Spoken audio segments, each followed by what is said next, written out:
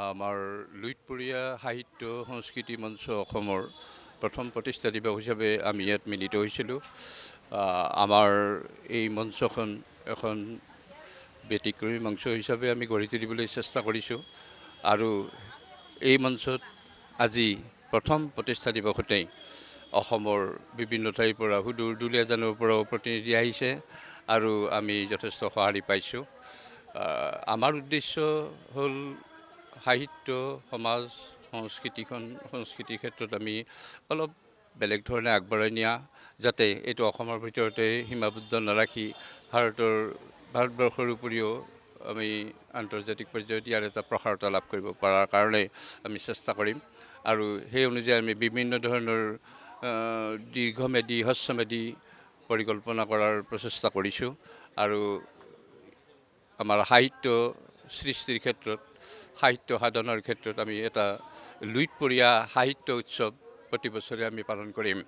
ইয়াৰ উপৰিও বিষ্ণু ৰাভা, কলাগুৰু বিষ্ণু ৰাভা, জ্যোতিপ্ৰসাদ আগৰৱালা আৰু ডক্টৰ ভূপেন হাজৰিকাৰ স্মৃতিত 3টা অনুষ্ঠান পাতি আমি অসমৰ পৰা মানে যোগ্য ব্যক্তিজনক শিল্পী বঁটা হওক, সাহিত্য বঁটা হওক বা অন্যান্য বঁটা দিয়াৰ আমি ব্যৱস্থা কৰিছোঁ। আজি তাৰমানে আজি হৈছে কি আমি প্ৰথম অনুষ্ঠান গতিকে আমি যিমান মানুহ আহিছে প্ৰত্যেককে আমি এখন গামোচাৰে আদৰণি জনাইছোঁ। তাৰোপৰি আমি বিশিষ্ট অতিথি হিচাপে ডক্টৰ দয়ানন্দ পাঠক ছাৰ আৰু জয়ন্ত মাধৱদেৱ সাহিত্য একাডেমী প্ৰাপ্ত আৰু আব্দুল আলিম, এনেকৈ আমি বিশিষ্ট ব্যক্তিক আদৰণি আমন্ত্ৰণ জনাইছিলোঁ আৰু তেখেতসকলে বহুল মিলা ভাষণ আমাক প্ৰদান কৰিলে।